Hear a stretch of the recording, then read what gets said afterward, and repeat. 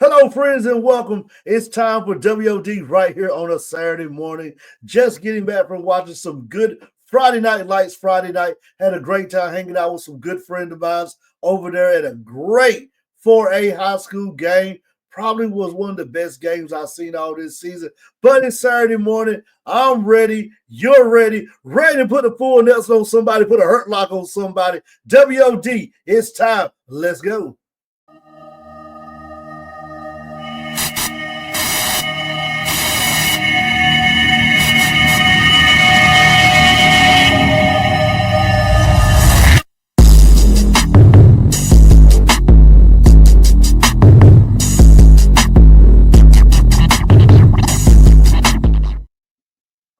Somebody tell Chris Masters and tell Bobby Lashley I was able to break the master lock, hurt lock, full Nelson. So they released me so we could do this episode of WOD.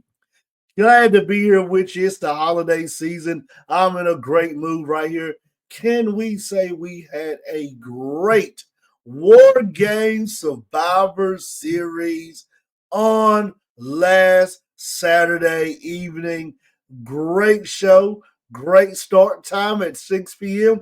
Great ending time. And then I had an even better time, fantastic time, hanging out with Mouthing Off with Mike, with Chano, with Derek the Devastator, with my boy Nance. Had a great time hanging out with those guys on the nightcap, talking about the premium live event War Games. Go back, check the episode out. Just had a good time talking War Games. What went on, what went right, what went wrong. And War Games did one thing that we needed it to do. It set up Monday Night Raw. It gave us the next chapter. And can we say this, WOD friends, WOD family, Boom Broadcasting brethren and sisters, Boom Broadcasting brothers and sisters, good brothers, good sisters, in my favorite words of Devon Dudley, oh my brother, can I testify of how good wrestling is at this point? Whether it's WWE, AEW, TNA, Ring of Honor, New Japan. Right now, the main prime shows on your cable syndicated network or on your app network streaming device, however you watch your WWE, your NXT, your Ring of Honor, your TNA, your New Japan, we're at a good place. Because before we did not make sense when we left a premium live event. We built up to the premium live event. We had the match and then it crashed. It plummeted right before our eyes the following night on Monday Night Raw or the following Wednesday on AEW Dynamite, which Dynamite AEW does very well at this. So this is more of a WWE hang I'm discussing. But for the first time, leaving a premium live event, we went to Monday Night Raw and we made sense. I'm going to say it again. We made sense. I don't know if it's Paul Levesque, Triple H. I don't know if it's the Heartbreak Kid, Shawn Michaels. I don't know if it's Brother Love. I don't know if Jim Cornette has found a way to send his pad, his pen, and express mail it one day, Amazon shipping it to WWE, but we're making sense. We had a great War Games match. The right team won. You felt like Team Roman was going to win. You set up some things now that when we got to Monday Night Raw, we could build off of. Remember that little fiasco where Punk was ready to go and Roman told him no? He sent Big Jim. Then remember when it got down to Punk and Roman in the cage? Roman was going to go. Punk cut him off. You set that up for down the road later on. You had that hug moment when Punk came out of the ring, and you heard him tell Paul, "You owe me a favor." All of that setting up Roman Reigns and Punk somewhere down the line. So guess what? As my boy Ned said on the nightcap, I said this before too. It's better when the baby face is chasing the heel. We now are starting to see this blossom right before our eyes. Cody's going to drop the title to Roman, and you're going to get that Punk and Roman match for the heavyweight title down the road. Those seeds are already sprinkled. But as we said, it makes sense. I thought that we were going to get a return of Dwayne "The Rock" Johnson. I was waiting to hear that final boss music in. It didn't hit, and I got upset. I was waiting on Punk to come back when he walked out, came back to do the pose with the Bloodline, do the night behind Roman. I was waiting on him to hit Roman. He didn't. Then when he's cut in front of Roman and did it in front of him the night while they had the ones up, I said, here we go. But we didn't get it. And one thing I learned about Triple H's booking is patience, my friend. Patience. All you need is patience. And these things will come to fruition with Triple H style of booking. So we're going to see that. But when we get to Monday Night Raw, it starts off with Seth having a problem with Sammy. Sammy, you team with those guys. You're still one of them. I have a lot of respect for you, Sammy, but you're still one of those guys. Sammy explains to Seth, I didn't want Punk. I wanted you. You team with Punk. You know I don't like Punk. Should have beat him up when he first got here. Should have punched his lights out. But you team with him. I didn't want Punk. I wanted you. And it continues to build on. Because later on, we found out that our guy, main event Jey Uso, and I said this on the nightcap, I'll say it again. If you do not think that WWE wants you to get behind main event Jey Uso, if you don't think that main event Jey Uso is a top caliber star right now, then my friend, you can't see the forest from the trees. You got CM Punk and Roman Reigns and Sami Zayn in Canada in the main event. Of course, here in Canada, when Sammy music comes on, the crowd's going to go crazy. It's his home country.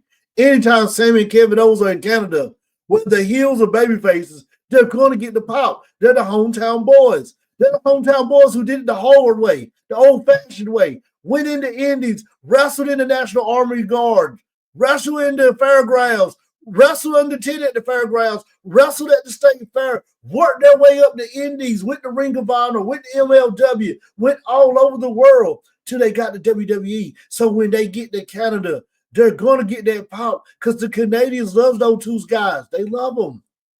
They love them because they say, here's two guys who did it like the Hearts, the old-fashioned way, who did it like Jericho, the old-fashioned way, did not go straight to NXT and become a star. They built their career traveling the Canadian, the Canada circuit, up there wrestling from the 1,000 Canadians in National Guard armories, in the fairgrounds.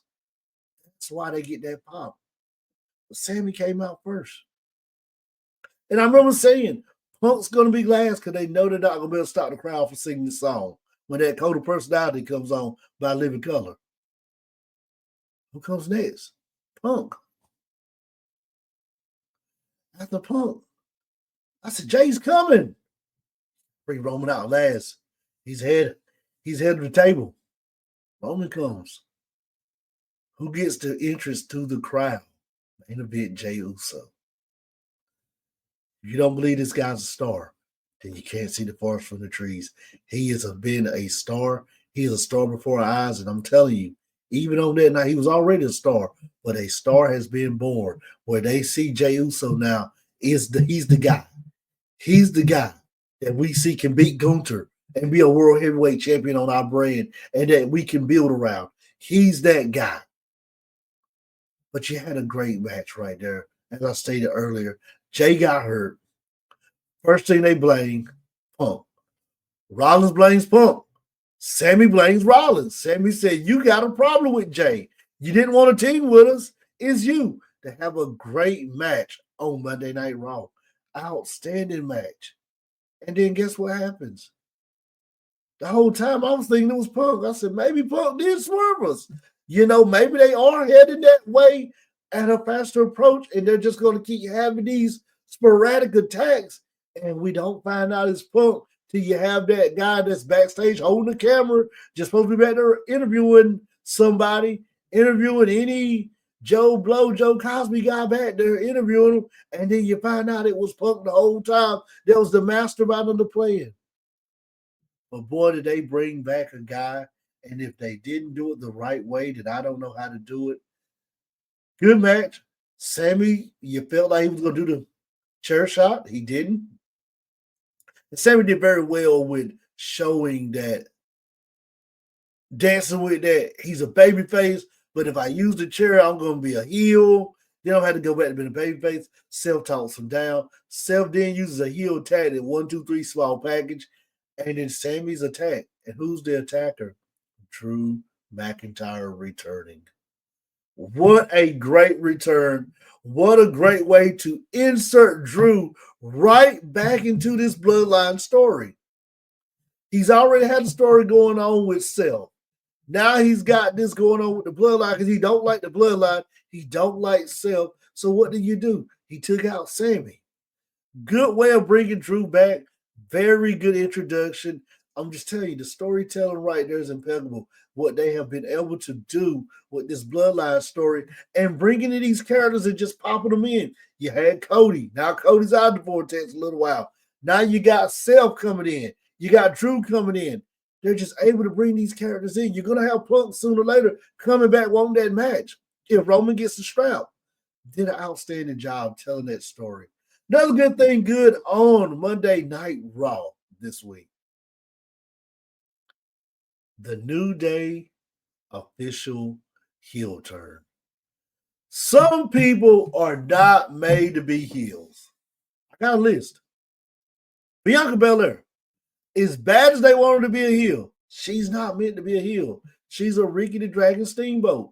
She's a Ricky Morton, Robert Gibson, Rock and Roll Express. She's a baby face till she walks away. She does not need to be nowhere near the heel tactics. She can't carry a heel promo. She can't work like a heel. The New Day. Yes, Austin Creed has been a heel when he was in TNA a little bit. He knows how to dabble with it more than Kofi. And I really did not want Creed to turn heel and Kofi to stay face. But they pulled a swerve on me that caught even me off guard. Because when Big E came for the reunion, I said, here we go. It's the New Day. He's going to manage them. He can't take a bump, but he can be ringside to help guide them and be that pillar to these two guys and being able to work through this little fiasco the tag team's going through. The New Day was hitting some turmoil, hitting some bad times. Things weren't going the right way. They were out of sync. Here comes Big E to save everything. People been waiting for a Big E pop. We've been waiting for Big E to come into the ring, to come out with New Day, to say, I'm still New Day. We started this. And man, can we say that Big E cut a very, very emotional promo where you could feel what he was saying. It was a very deep promo. You could feel it. And I said, they can't hit E because she's not clear. They can't hit him. But boy, him and Kofi Woods and Kofi just flipped the script all the way and just dove into Big E, dove into him. And it was deep. It even hurt me. I was like, I did not want to see Woods and Kofi become heels. I really wanted to see them continue on this face run and have Big E be a manager. Told Big E to get out the ring, and the crowd just started booing. It went crazy. And they said, it's just us two now. We got heels as the New Day. And a lot of people forgot that when the New Day got together, they were supposed to be heels. And a lot of people forgot that when they started kind of getting into their groove, they were heels. Remember the night when Seth and them, I got that picture, man. I think that was the coolest picture. All of them wore the white and gold like Dragon Ball Z. Seth had white and gold tights on. Kobe had it on, Woods had it on, and Big E had it on. And they all took a picture with all 4 belts. Seth had the World Heavyweight title, U.S. title. New Day had the tag belt on the outside. Real cool picture. They were heels back then. And they been faces so long that even myself forgot they were heels when they first started. Because you remember they first started off as heels. Then they supposed to be coming as like 3 Baptist Southern preachers. Man, that's Vince McMahon booking 101 at his best. Southern Baptist preachers. But they were able to find their stride and get out of that heel role, become a face, and have a long face run as faces. I really didn't want to see him go back heel, but Woods as a heel is a good heel. Because regardless of what people can say, Woods can cut promos. Woods may not be the better worker than E and Kofi was, but Woods was the promo guy. And even to me, I still think that Woods deserves a good singles run with IC or US title. Because to me, Woods can talk. I think Woods as a heel IC champ or a babyface IC champ would be good. I kept telling everybody, if it wasn't Sammy who beat Gunther for that IC title, if it wasn't Chad Gable, man, it should have been Woods. It should have been Woods. That should have been Woods' one shining night right there to stop Gunther's title reign as the IC champ. But Woods gets overlooked so much because you got Kofi who can do it all in the ring. You had E that was the powerhouse. Woods more was the promo guy. He was the talker for them, the trombone player. He did all the other stuff. He did the oddity stuff to make New Day what it was. And I used to tell people all the time, Kofi and E would not be as good as they are without Woods. Woods was the backbone of what made New Day the New Day. He started the New Day Club, New Day Rocks. All of that was Woods.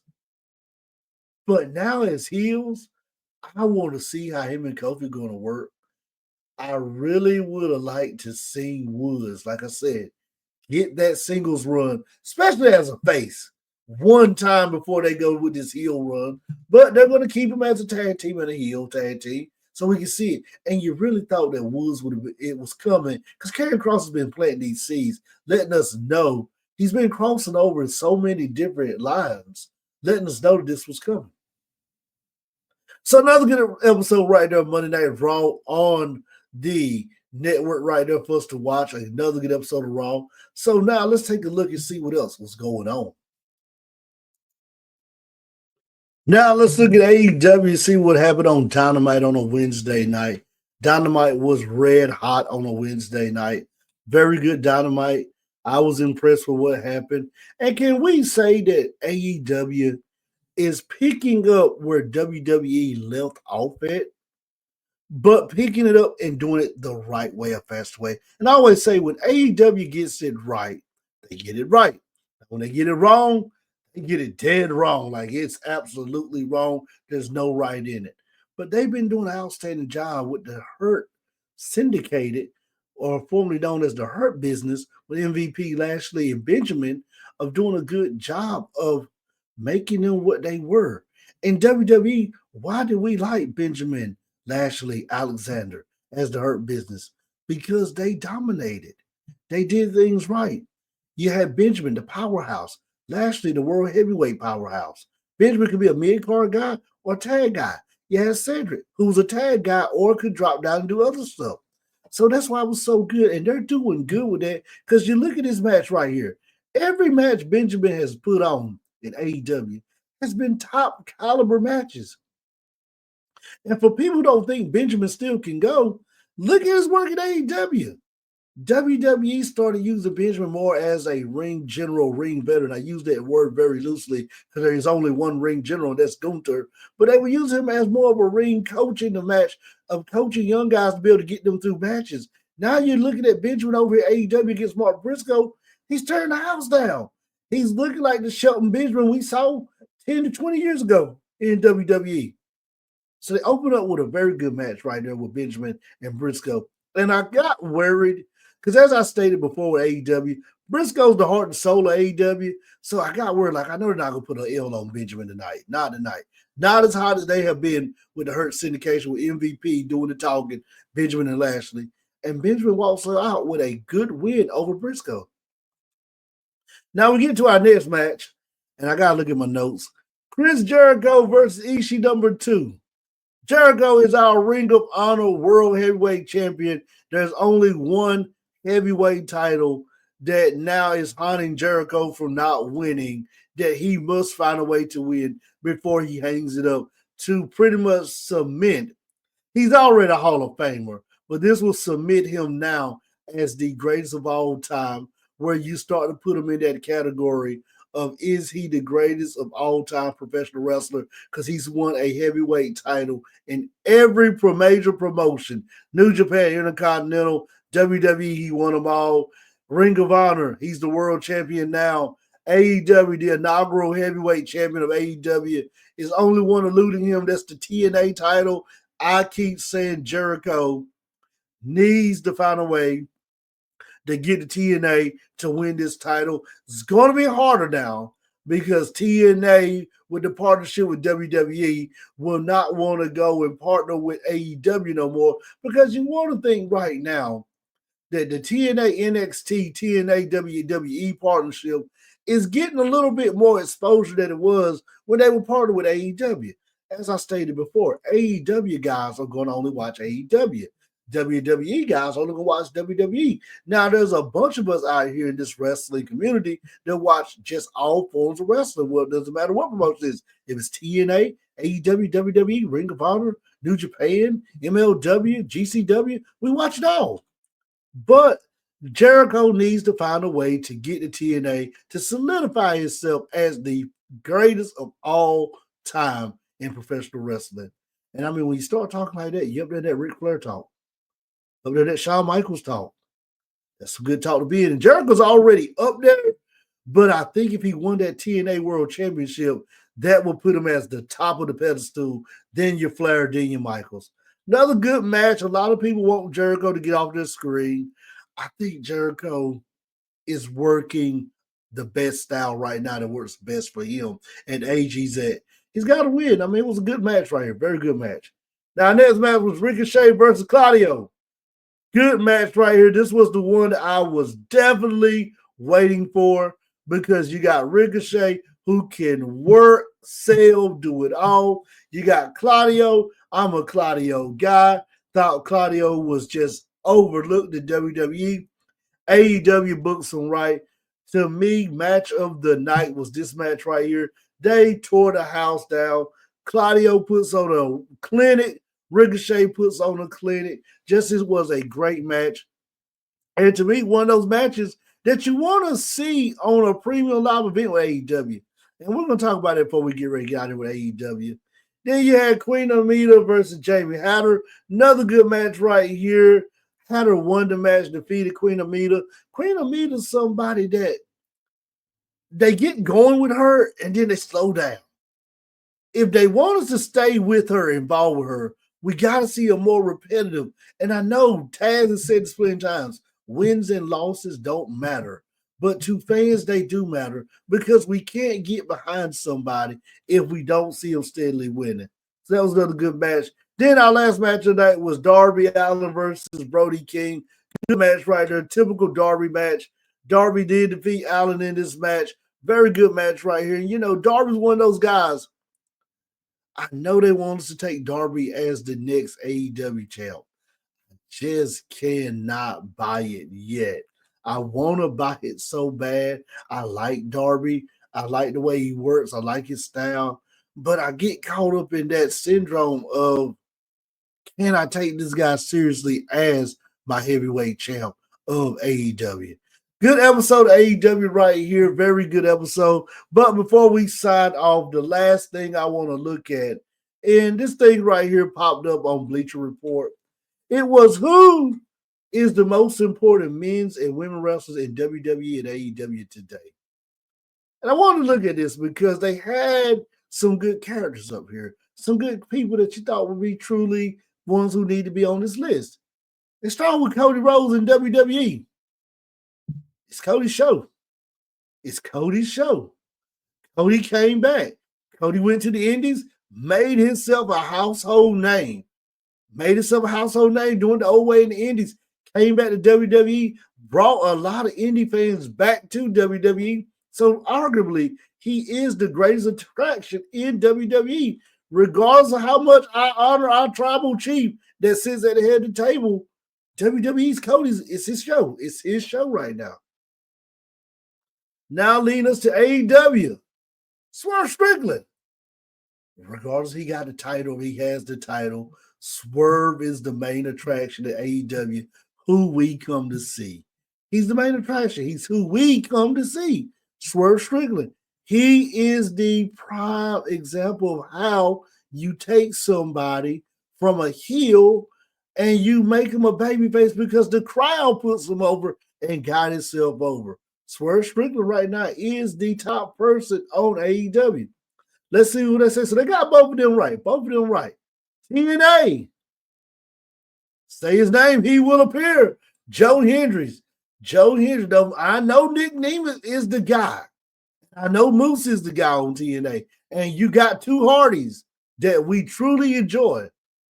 But Joe Hendry right now is the leading factor for TNA. He's the reason why we're watching TNA. We're watching Joe Hendry.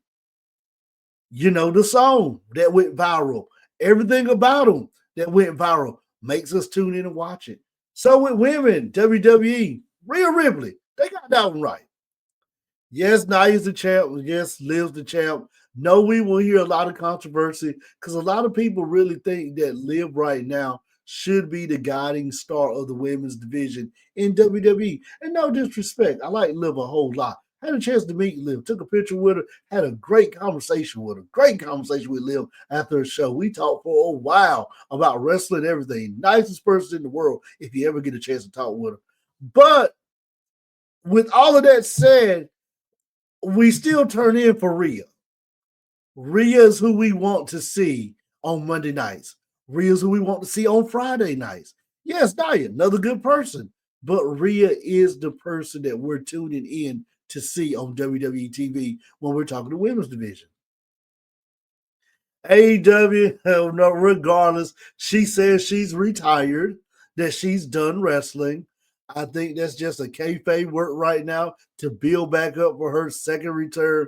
It's the Timeless Toni Storm. I'm a Timeless Toni Storm guy. Did not know that she was going to be at Wrestle K. I promise you, if I knew Toni was going to be there, I would have drove to Wrestle K just to get a picture with Toni and just to talk with her a little bit. She is the face of AEW's women's division. So they got it right there. Yes, Roman is a strong 2, but WWE is Cody's show. Gunther's a strong 3. Priest could be a strong 4. But at the end of the day, Rollins could be a strong 4. Him and Priest could go tick for tat for that 4th spot. But Sammy could be a number 5. But at the end of the day, it's Cody's show. Hey, Jey Uso could be in that top 3. And if it's Jey Uso, forgot about that. But it's Cody's show. AEW, Swerve, he's the guy. I know we got Mox. I know we got Darby. So many other people. Claudio, the Bastard Pop. So many other people. But right now, Hangman Adam Page. But right now, the Young Bucks. Right now, it's Swerve's time. He's the guy on AEW. TNA, Joe Hendricks. Like I said, you got Nick Nemeth, the most wanted man. You got Moose. You got the Hardys. But Joe Hendricks is what the people are tuning in to watch TNA for. They're watching Joe Hendricks. And don't get me wrong, Nick Nemeth is tearing it up as the TNA World Champ over there. But they're watching Joe Hendricks. He brought TNA. He breathed life back into TNA. With going viral with all the stuff he's been able to do with using social media platforms. Then you look at the women. Like I said, Liv should be the one on this list. Liv has did everything you could ask for as a heel champ. But it's Rhea. The fans, when we go to Raw and SmackDown, we want to see Rhea. That's who we want. And they got it right with AEW with Timeless Toni Storm. I ever go to an AEW show, if Timeless is not on that show, I'm not going. I'm only going if Timeless Toni Storm is on the show. Another great episode right here at WOD. I want to thank everybody for tuning in. And I hope you enjoy your Saturday and enjoy your holidays. And we'll be seeing you next week right here, same time, same station on Boom Broadcasting. Did you like that video?